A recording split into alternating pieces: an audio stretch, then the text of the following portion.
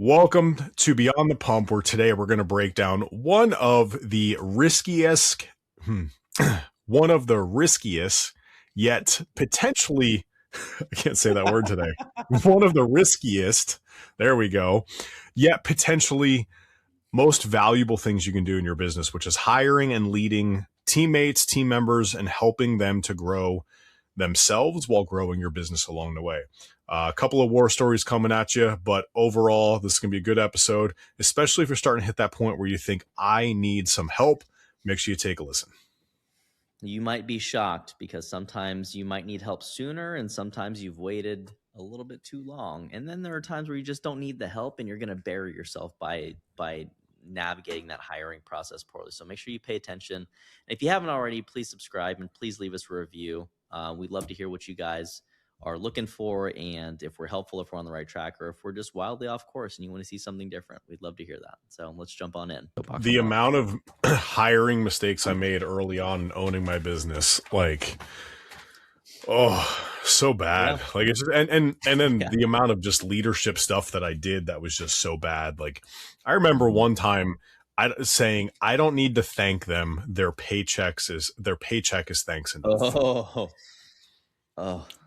And literally, like, naive younger me truly believed that. Like, why would I say thank you? Like, you're getting paid. Like, I'm going to say thank you for doing your job. Like, never thought of that. Thanking you to do the entire reason you're here to do. Like, woo! Like, and deep down inside, I will say there still is a part of me that the over celebrating of you doing your job is like, all right, chill, like, calm down.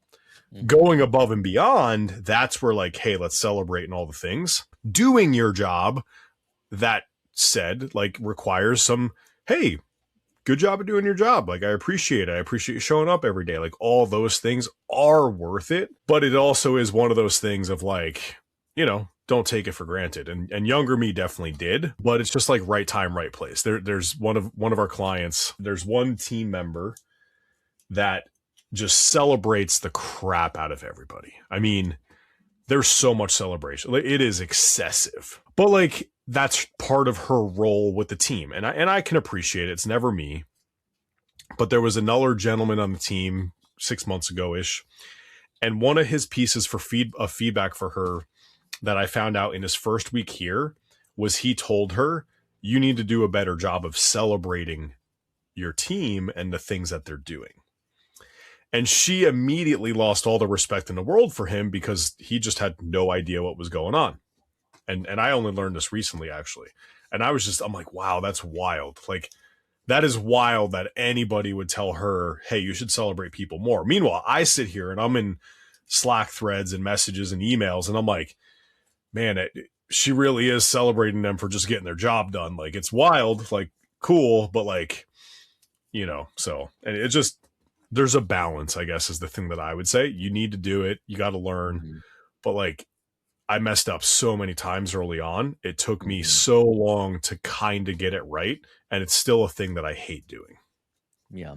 Well, it's funny that you point that out, because when you think about the nature of hiring, there's almost like this homogenization of where everyone starts to become the same person, the people that make it, right? Like, you're a pretty similar type of individual. You're cut from the same cloth. Yeah. And that's because most people have no idea how to diversify. And frankly, I still don't. Like, I think about all the stuff that I'm learning on how to assess people when they're coming in. And there's something about being conscientious. Like, they have the big five, and there's a lot of subdomains in those. And so when people are like, oh, you're a big five, whatever. Like, by the way, that's the only validated, like, that's probably the most accurate way to go about workplace assessment from a personality perspective. But they don't tell you certain things. And so when you look at sales, like, they're one of the big things that is a huge determining personality trait that, and when we hire for personality, what we're looking for is things that might prevent burnout and might keep people engaged. And, if you take someone that's a bookish person, that's like a research and development person, you put them in front of people, like, that's going to be a stressful thing. They might be able to do it, but it's going to be a stretch and it's going to be a grind. You take someone that loves talking to people, they're going to have less of an issue with going out and doing SDR stuff, or going out and doing cold calling, or going out and doing sales appointments. And so, hiring for different roles. And I think most people understand once they've been in business for a while, like, I'm kind of looking for this, but having a very clear inventory of like, okay, this is what the job is. These are the psychological profiles we want for that job. These are the skills from a mental ability perspective that they need to be able to do. And when you line those, like, you reduce the risk of hiring and bad hiring significantly. But it was interesting, and I'll leave it like my last little research tirade on this and that. Gentle mental, I don't know if I want to say this actually. Feels like I'll get canceled. Wow, you're actually thinking about this. That's rare. Thought about it. Well, because I was going to go in a Don't say different it. direction, and then I was like, maybe I'll go in this direction. You know what I want to say. You know what I want to say. I'm not going to say it. I really want to say it now. Fuck, by telling myself I'm not going to say it, I really want to say it. It's fine. But that's not what I was going to say. What I was going to say is that your general mental ability, or like it kind of everything, your emotional intelligence, like your ability to do arithmetic, vocabulary, whatever, they found that that's a pretty strong predictor of performance in general. And so I guess that's why they do the SATs and all these other things, because they're trying to make sure that the people that get butts in seats at medical school, at these more challenging programs, have the opportunity to succeed. Because if you take someone that fails, they make a 400 on the SAT and you put them in an engineering program, like, it's really not ethical for you to do that, because they might not have the skills mentally to succeed. It doesn't mean that's always the case. But the interesting thing that I was reading about a couple days ago was the idea that the more challenging a role is, the more that stuff matters. If you're a frontliner and you're a cashier, it doesn't matter at all. And so this is where I say, like, the nuances as we're looking to fill certain positions starts to be more meaningful. And the average cost of a mishired executive is anywhere from $750,000 to $1.5 million is the cost of hiring the wrong person.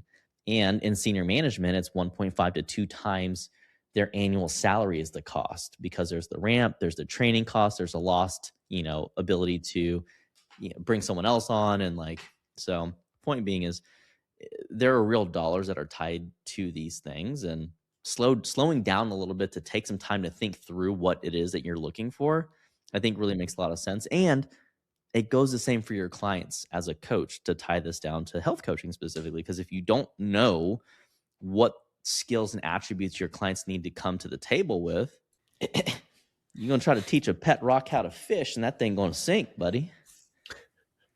As they say in the South. I've never heard anyone say that, but As they say in the South.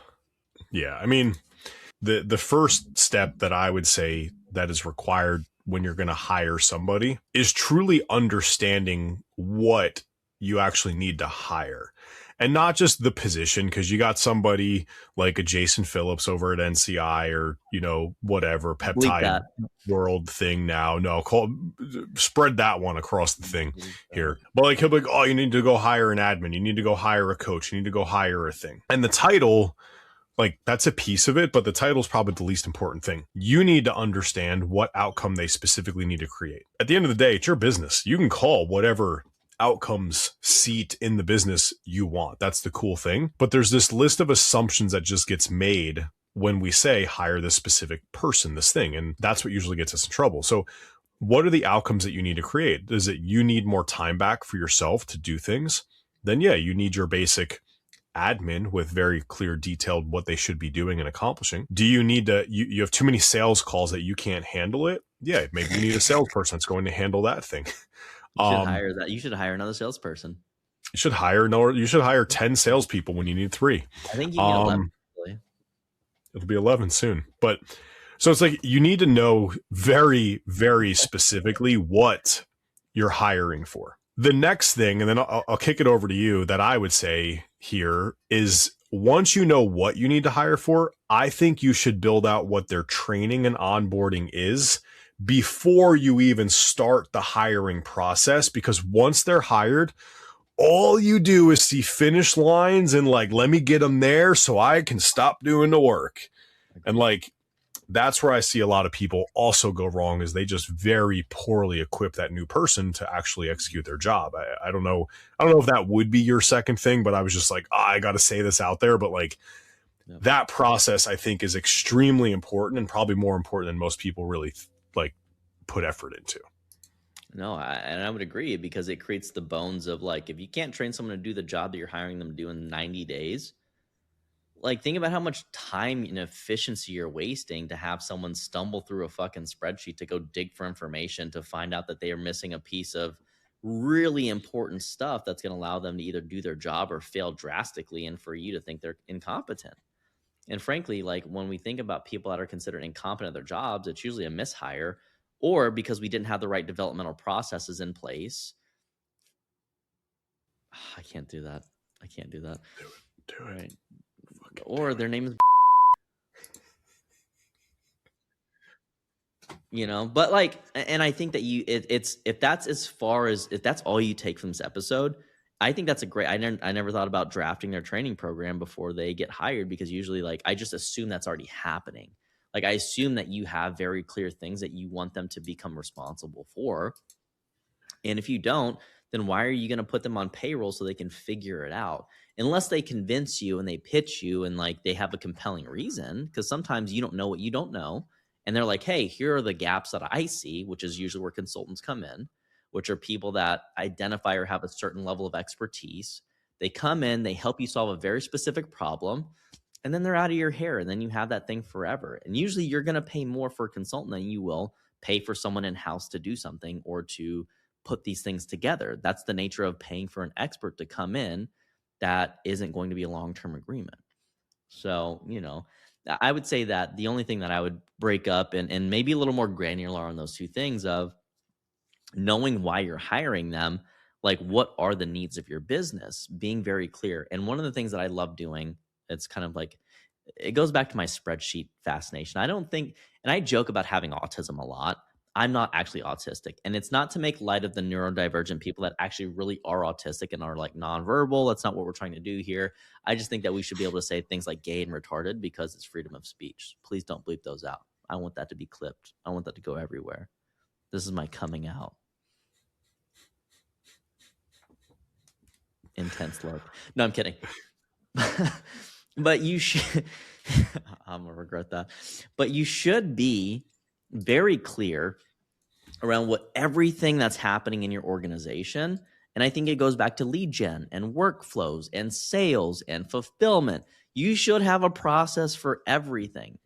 And if you don't have a process, because I've been thinking about, like, maybe it's time for my own HR side of the house to hire, like, an assistant or something. And I was kind of thinking about it, and I realized that I don't have enough processes in place that are automated and workflowy, that if I hired someone, it would just be contributing to the lack of efficiency. So you should establish those processes, clearly define those, and then look for the pieces that you need actual help with. Otherwise, you're going to throw money at a problem, and you're not going to have a way to gauge if that's helpful or not outside of, is this contributing to my bottom line? And if they're not a revenue generator, they're not a salesperson, or they're not a marketing person, like, you have no key performance indicators, which is the measure of success for a role in a given industry or whatever, then, you might just be throwing $5, 10, 20, $50,000 a month away. And that's why high ticket business coaching, right? That's hiring a consultant.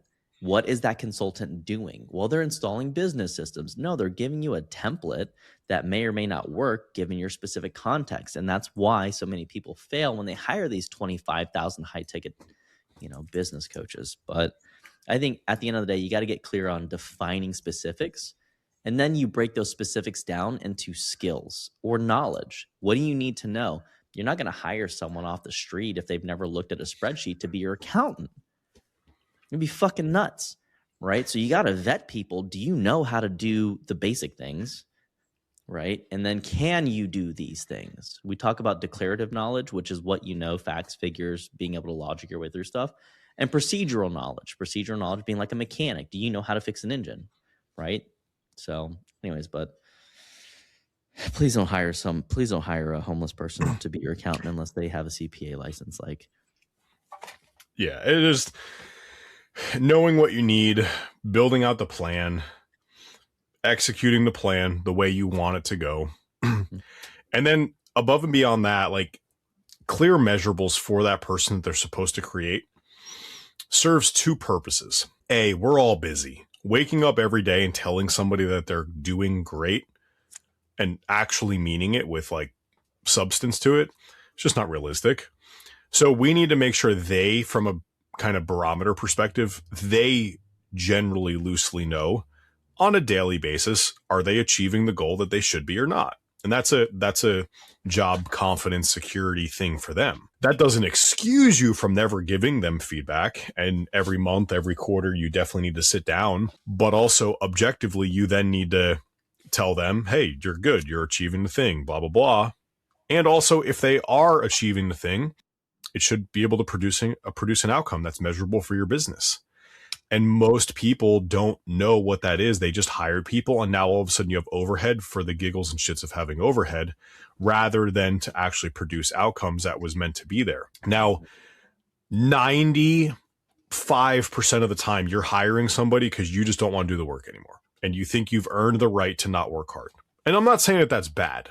I'm just being very direct about it. 5% of the time, hiring somebody actually allows you to then grow your business a little bit more. Or you've truly grown this business that is above your what you need to make from an income perspective. You are inherently putting in too much time to make that work or too much effort. And you would like to go from working 80, 90 hours a week down to 50 to 60. So there are those times that like, yeah, you need somebody back just to buy you some time so you can not work harder and not grow your business. Or, hey, if I buy this person, my business will grow. But overwhelmingly, people are getting hired or hiring people because they just simply feel like they're entitled and they don't want to do the work anymore.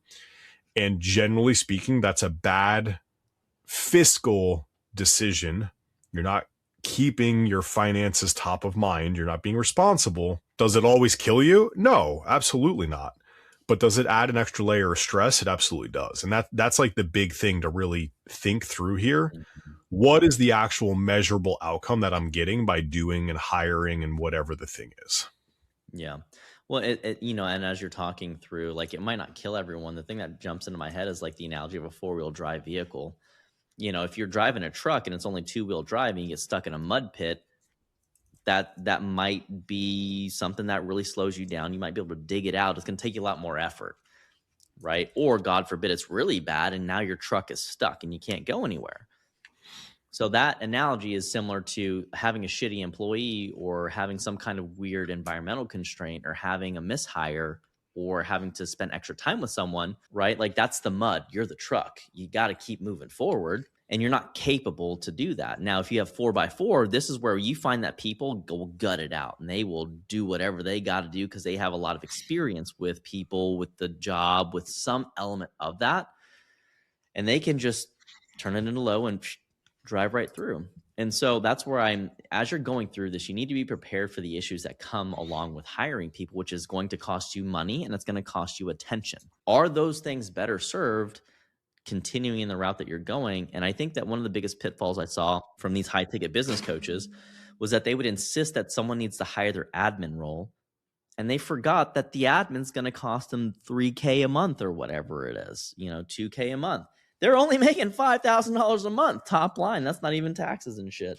And so now they got to take over half that money and pay as someone that is a low skill labor employee to do something that really doesn't take that much effort when you have a lot of automations and organized processes. Like, it doesn't make sense. And so oftentimes you probably, especially as a solopreneur who we're usually speaking to in this podcast, you don't need to hire as soon as you think. You need to get more refined in your processes, frankly. Yeah, it's easy to want to have an employee. It's easy to want to not do certain work. It's easy to want all of those things.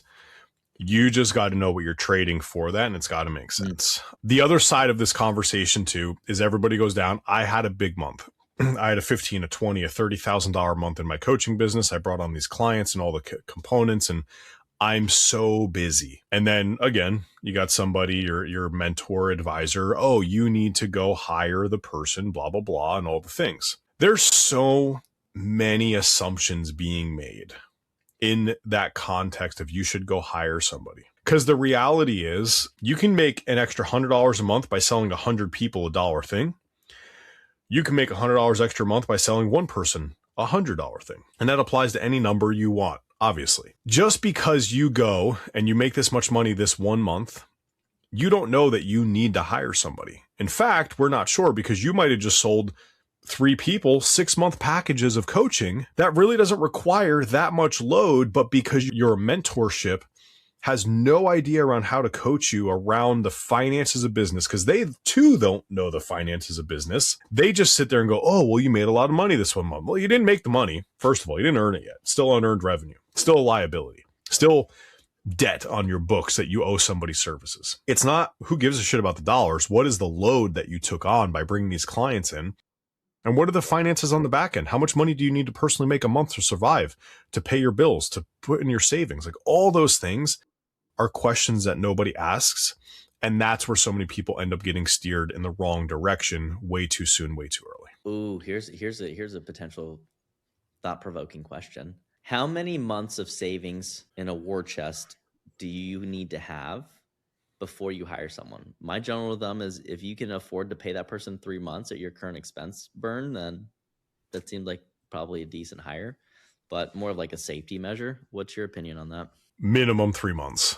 You got to be at minimum 3 months. If you have seasonality in your business, if you have things that that you know are going to impact you, you also need to be thinking about those, like what do those months look like and how do you navigate through those components? I would say 3 months, access to up to 6-ish months worth of stuff is probably like the thing. When I say access, like when I say 3 months, it should probably be in your business savings account, let's say. When I say 6 months, don't keep 6 months of money in your business savings account because then you're losing money because it's not doing any work for you. But you need to be able to get it within 3 to 5 days in case you need it. The other side of it is this whole war chest thing with people is, oh shit, business isn't going as directionally wanted to right now. It's unexpected. It's this, it's that. Performance capacity numbers are telling me I'm off. You need to be able to have the hard discussions and fire somebody. Like, you are taking on a responsibility to keep them gainfully employed and have them do something. Yes,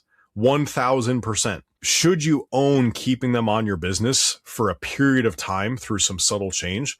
100%. But you got to know when it's time to just cut bait and move on, because it's also the thing that is going to drown you. Mm-hmm. They are as responsible for their own success as you are when it comes to that business. At some point, they're leaving you anyways, or you're firing them. This is not a lifelong endeavor. Like, stop holding on to somebody because you feel so like vested. Oh my gosh, they're no, stop. The moment you fire them, they're going to go find the next person. It is what it is. So you need 3 months, up to 6 months. But if shit gets bad, don't burn through 3 months and finally make the decision. No, you're making decisions day one of that 3-month tap. And like, to be clear, obviously, like when we say 3 months and we take, and generally speaking, I mean, best practice is a year, where you can continue to pay all of your bills, including yourself, including all of your employees. Like, that's what we mean by cash burn, like in cash stockpile or whatever, war chest or whatever term you want to use. You need to be able to pay all your bills, your utilities, your payroll, your expenses, your loans, your debt load. You got to service your debt, all that stuff in 1 month. You want to have 3 months of that. And then if you hire someone, now you need a bigger war chest to accommodate the extra. If you're paying them $5,000 a month, you need an extra $15,000 saved up, would be general best practice. And that's if you're, usually cash flowing pretty well. If you're not, then frankly, I don't think it's worth hiring someone unless you just have the capital, you have investors. Sometimes that changes the dynamic. I can't speak to that because I've never had an investor type of situation. I have a couple grants, but I don't know. I mean, Steve, how does that change anything in your opinion? I mean, at the end of the day, you're still going to have to make asks to get more money, and you still need to run the business as though you want to. I can all but guarantee you, if you're asking an investor for more money for your business that's currently not paying them back and they're already invested in, you damn well better have a paper trail of how those dollars and cents are going towards things that are going to eventually give them their money back. Yep. And hey, I need to keep this person employed because they post my social media shit. They're not going to care about that. All right, gang. Hopefully you enjoyed that kind of tangent soapbox era chat about hiring, but like, it's an important function. Make sure you're ready. Make sure you're prepared. B, make sure you do your job as a leader. Once you hire somebody and it can really pay off very well, 90% of the time you messed up when that doesn't work out well, and just make sure you own it. So outside of that though, appreciate you guys listening to Beyond the Pump, where we break down the business of fitness and nutrition. Go ahead and like the episode, subscribe to the channel, throw some comments in there on things that you want us to chat about. And until next time, gang, we'll see you soon.